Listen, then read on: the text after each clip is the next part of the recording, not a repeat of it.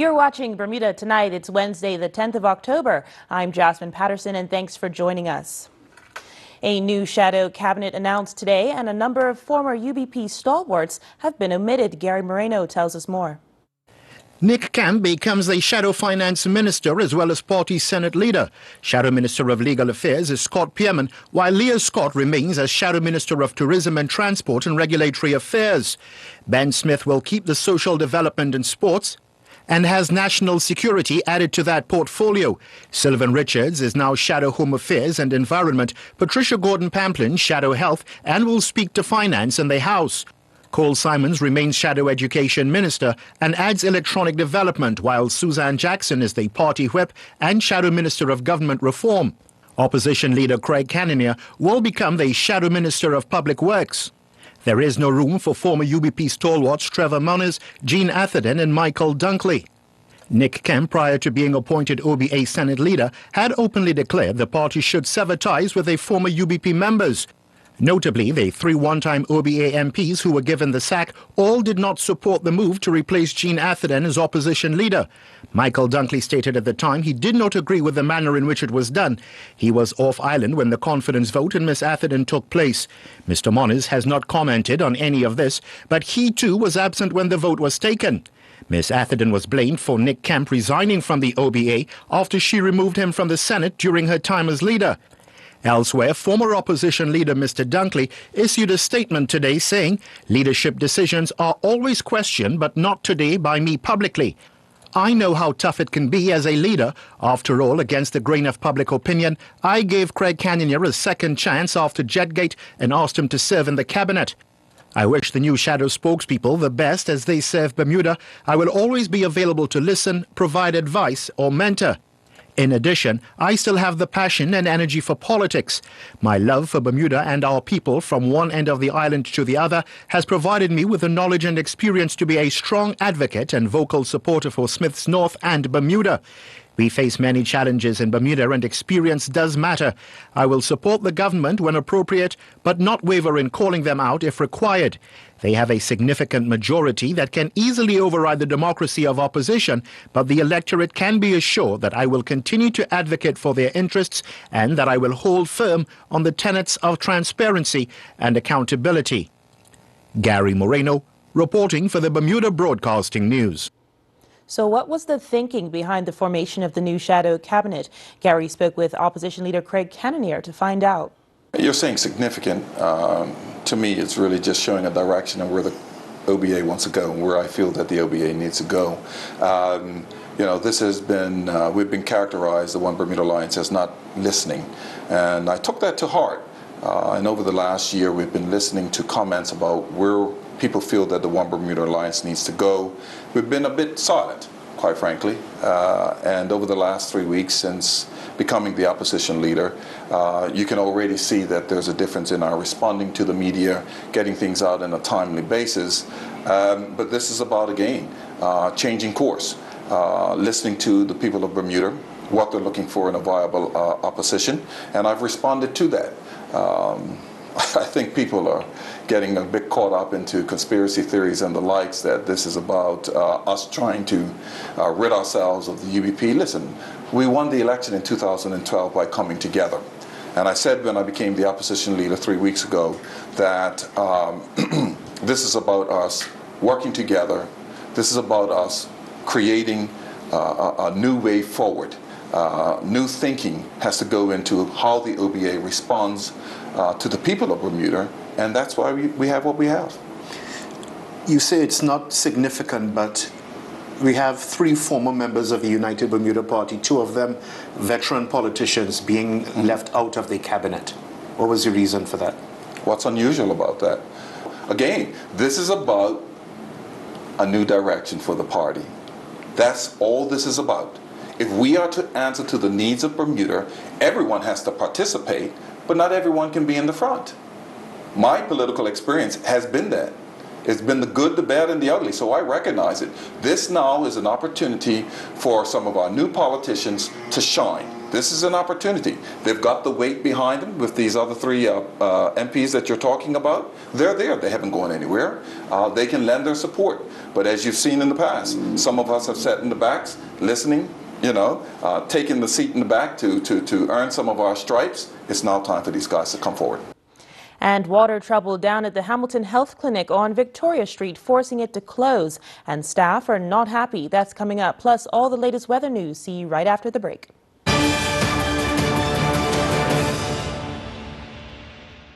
I didn't order this one. This is the wrong item. What?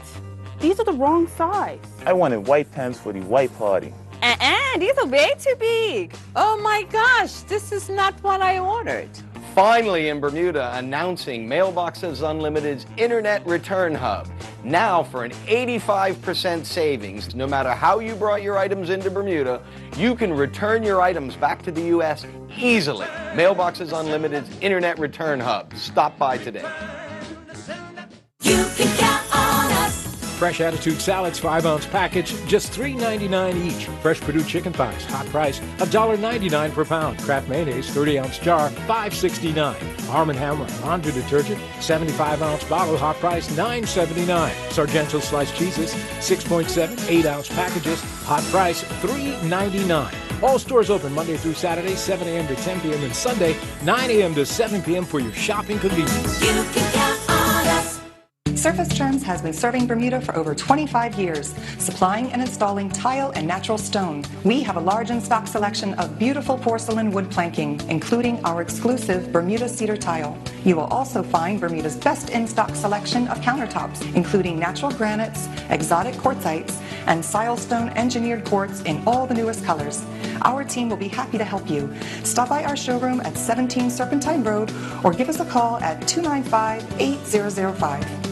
Philadelphia International Medicine provides international patients with access to a unique network of world-renowned doctors and surgeons that provide personalized medical and surgical care, connecting you to the U.S.'s leading healthcare specialists who are ranked among the best in the world. Healing is possible when you're confident in your healthcare team. To find out more, contact us at physicians@philadelphiamedicine.com or call 1-215-563-4733.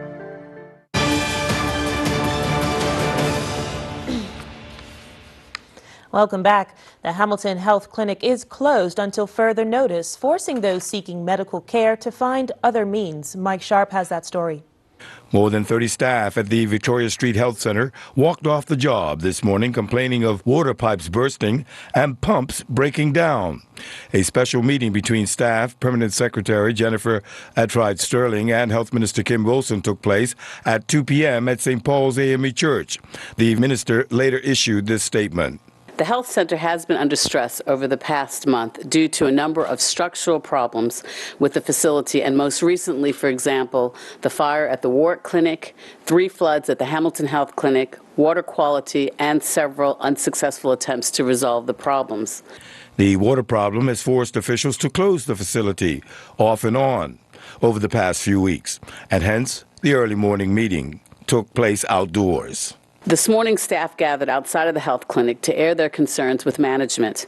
The meeting could not be held indoors because the building is not operational, but an open and frank discussion and dialogue occurred, which was held with the executive management, and we appreciate the concerns that were raised by the members of staff. The primary challenge is that the maintenance teams have been unable to repair the problems and restore the facility to minimal operations. Staff and management are equally concerned about the impact this is having on our patients and the uncertainty of service provision. What exactly are the problems? The building itself is quite old, and the piping is primarily made up of galvanized pipes.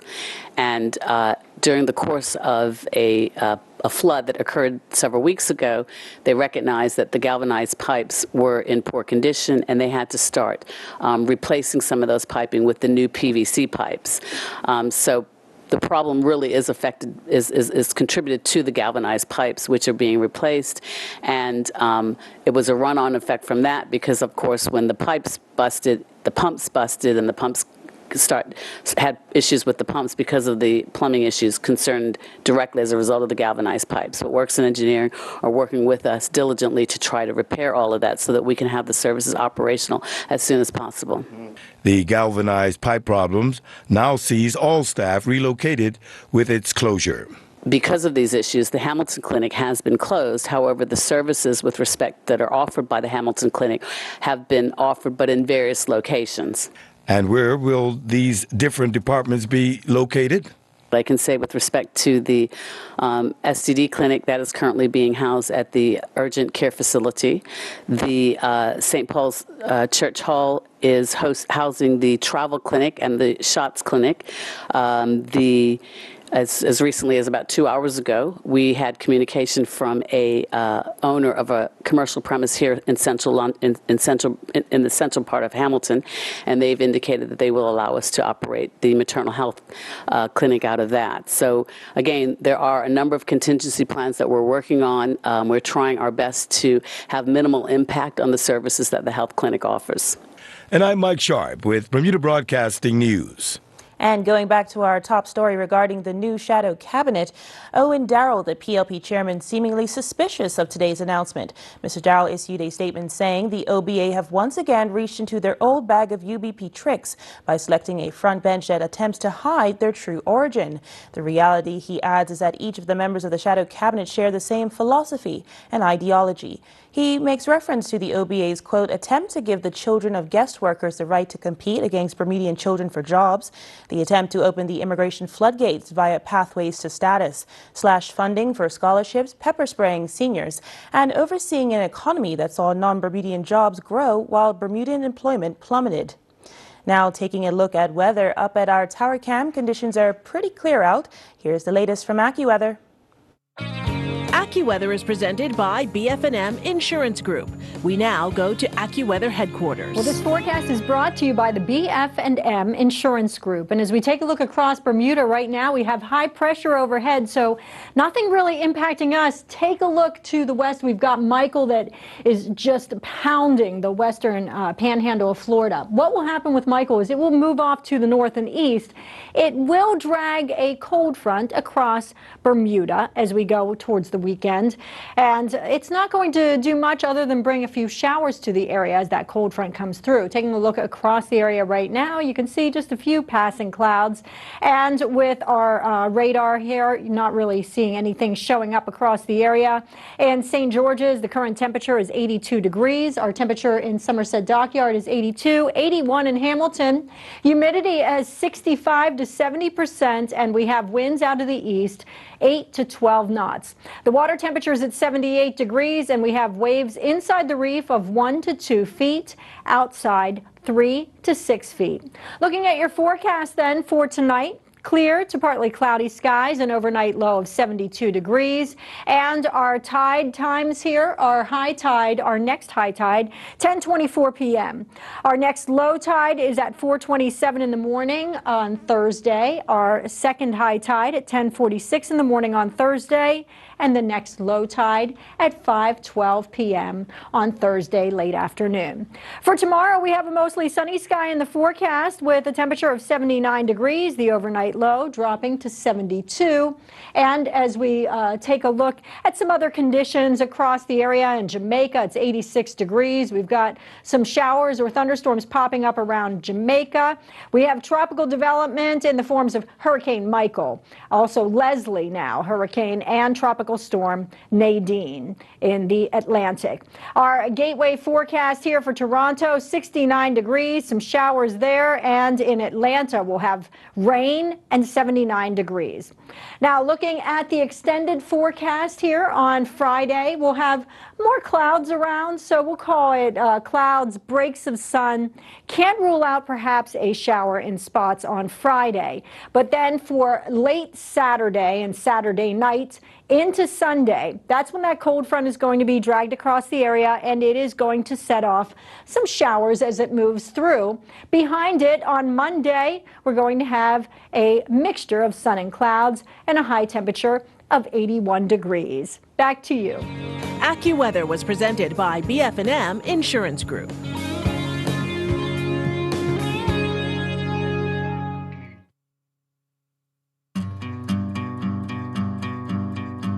This summer I was in Germany on holiday with my family, and on a whim one day, my son and I joined a speed sliding competition. And as I came down the water slide, I went straight down in the pool and whacked my left foot on the bottom of the pool. And I looked down and I didn't see a foot. I just saw the bones sticking out, and I started to feel faint. I was ambulanced to a hospital where I stayed for 11 days and had surgery. I had snapped all the ligaments on both sides of my ankle. And in the middle of all this stress and pain, we thought, how are we going to deal with health insurance? How will we pay for this? And I got a response from Allison at BF&M, and she said, your admission and surgery will be covered at 100%. I didn't have to put it on a credit card and deal with the reimbursement later. It made such a big difference to us. And for me, the BF&M difference is stress-free insurance when I really needed it. Win a trip or two to the 2019 Trinidad Carnival. When you purchase a car from Bermuda Motors, your name will be entered into a draw for a chance to win an all-expenses-paid trip for two, including flights, accommodation, and tickets to the Trinidad Carnival. Visit Bermuda Motors on Church Street or bermudamotors.bm.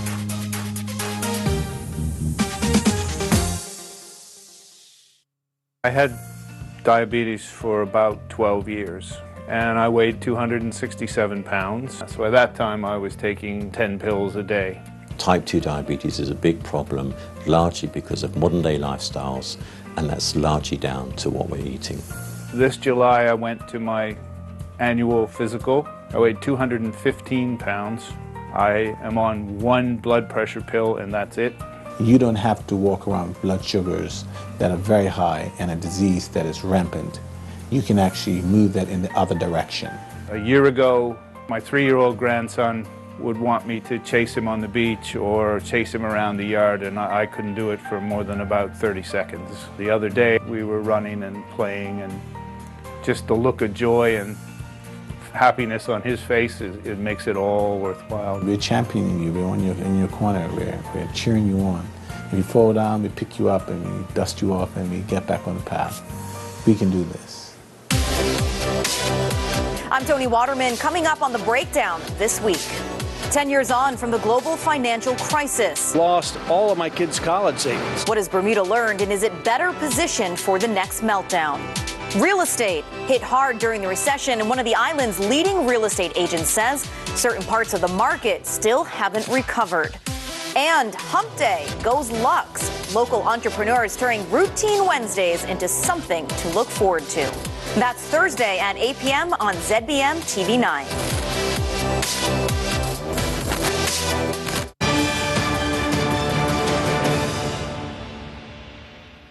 Thanks for staying with us.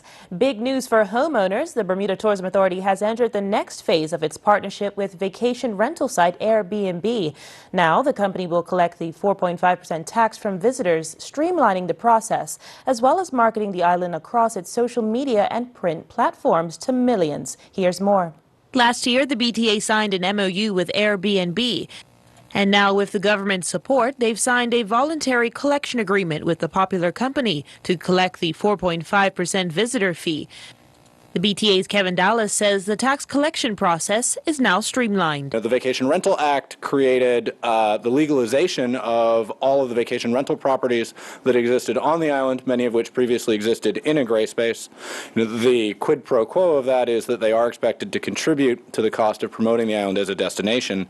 This partnership with Airbnb will create a frictionless experience by which guests, hosts, and the BTA all benefit from the seamless collection and payment of that fee.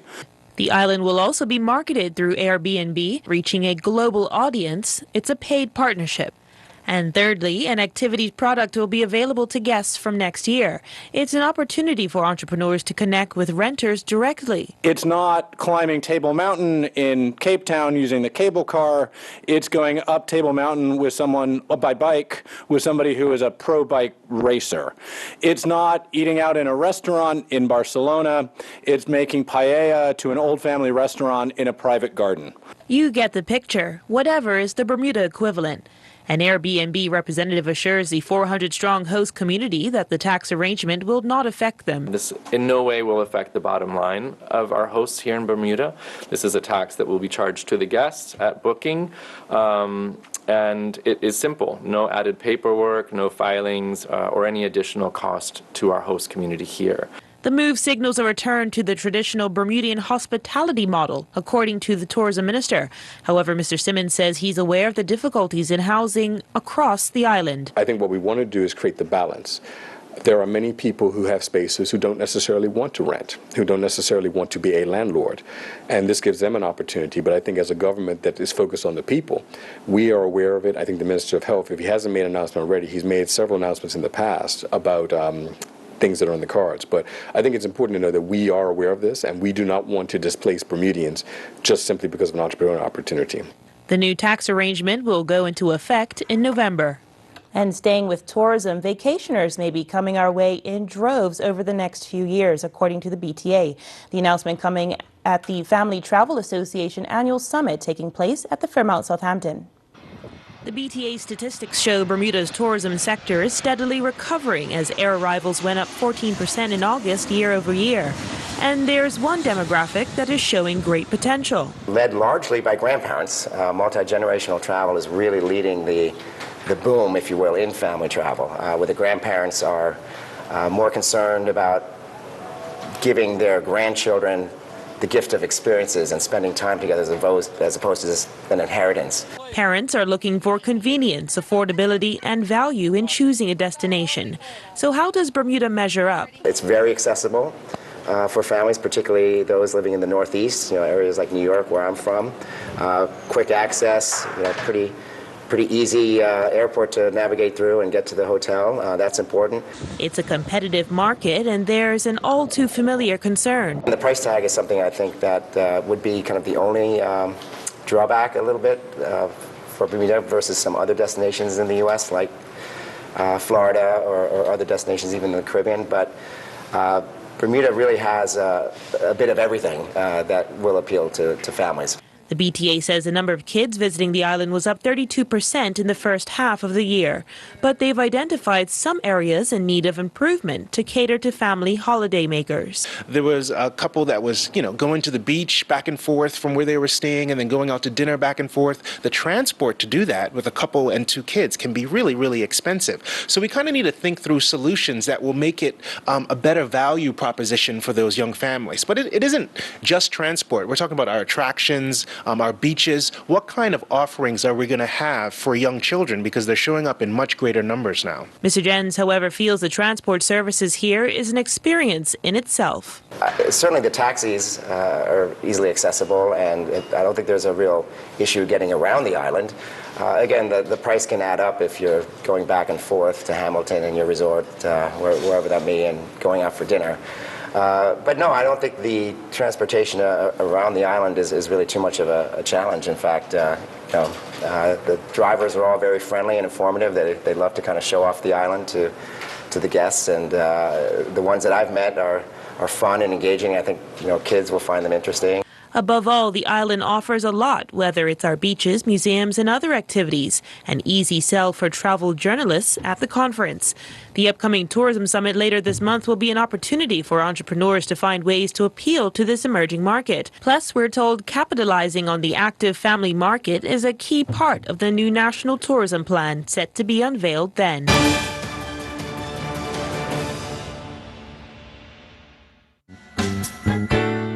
Price Rite is your one-stop shop with something for everyone. Household goods for kitchen, bedroom, and bathroom. Aisles of bulk groceries at value prices. A complete selection of fresh meat and produce. And an extensive range of frozen items to cover every meal. Wines from around the world and beer and liquor at discount prices. Visit Price Rite at our 2 locations in Pembroke and Warren. There's always something new and always something for everyone. Bassett, custom designs by you at Furniture Walk. So, how do you like it? Choose your arm style, then select your pieces.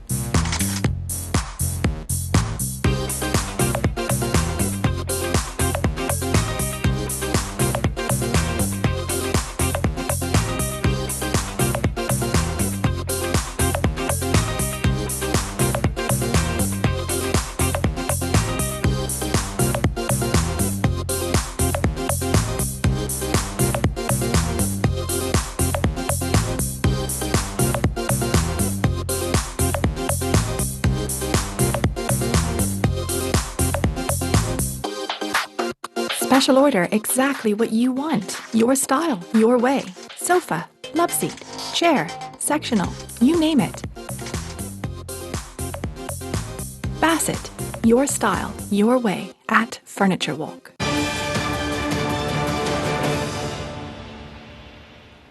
Bermudian athletes excelling overseas. Earl Basin gives us the score in tonight's sports report. Bermuda's two swimmers were back in the pool in Argentina as the Youth Olympic Games continued. Both Madeline Moore and Kai Legband competed. Moore competed in Heat 2 of the women's 50-meter butterfly. She finished 6th, clocking a time of 28.96. Her time saw her finish 31st overall. Legband competed in the men's 50-meter freestyle, where he finished 7th in Heat 7, clocking 23.96. Legband's time saw him finish 26th overall. Although not his best, Legband was pleased to represent Bermuda. Being in Argentina for the Youth Olympics representing Bermuda is a great experience. It's once in a lifetime. I swim again on Thursday, and hopefully it'll be a lot better swim. And like Maddie said before, being in college, we're just starting the season, so not much rest was applied. But it was an alright swim. Again, it was a great experience. I'm happy to be here. I'm more than honored to represent the country of Bermuda. The Bermuda Football Association have announced the senior men's national football team that will play St. Martin at the National Sports Center this coming Friday evening, October 12th, with a 7:30 kickoff. The Bermuda team consists of Jaquil Hill, Zico Lewis, Dante Lavrock, Trey Ming, Dale Eve, Lejean Simmons, William White, Sequoia Robinson, Jalen Bather, Reginald Lamb, Darren Usher, Jonte Smith, Dante Brangman, Tevin Tyrrell, Liam Evans, Roger Lee, Osaji Bascom, Casey Castle, Willie Clemens, Marco Warren, London Steve Jackson, and Callan Miners. Trey Mallory began competing in the Curacao Open Tennis Tournament, playing in the boys singles 18 division. Mallory is ranked 8th. In his first round match, Mallory would advance after defeating Julian D'Souza from the Netherlands in straight sets, 7-6, 6-4. Mallory would then take on Nicholas Gore from Jamaica in the second round. Mallory would have to dig deep and come from a set down to advance. Gore won the first set easily, 6-love. Gore would win the first game of the second set before Mallory would change the flow and would level the match at 1-1. When he won 6 of the next 8 matches to win the set 6-3. In the third and final set, Mallory would win 6-3 to move into the quarterfinal round. This coming Saturday, October 13th, there will be a law enforcement torch run for Special Olympics. Anton Gilbert, the police liaison officer for Special Olympics Bermuda, tells us how one can sign up for the event that will begin at the police headquarters and run to the National Sports Center via the city of Hamilton. This run, you can sign up for it on Race Day World. It's $20 and it's under the name Law Enforcement Torch Run. Anybody can come and get involved of any age. We encourage young persons to come out. Those that do, we will be giving them 4 hours of community service, because that's ideally what you're doing here.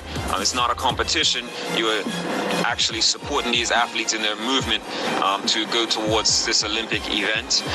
We have received favorable response from the Crossroads soccer team, who actually has a car wash on the day, and they have decided they're going to come out and support us, because they come every year and their young soccer players run in support of this movement, which I think is really great. There's also other soccer teams. The BFA was notified by Ms. Zul. Alicia Zul is the chairman of the Special Olympics Bermuda executive, and she has been pushing it to our young people to make them aware of what's happening in our country and the need to support this sector of our community. Lewis Cooper sailed the St. Mary's College of Maryland's B-class boat in the Co-Ed Showcase A Regatta, sailing the Flying Junior Dinghy. Cooper finished 11th in the division after 16 races with 141 points. Cooper finished in the top 10 in 11 of the 16 races sailed. St. Mary's College of Maryland finished 10th overall for a total of 278 points. I'm Earl Baisden with Bermuda Broadcasting Sports. That's our show for tonight. Hope to see you again tomorrow. Good night. Jasmine Patterson's wardrobe and makeup is provided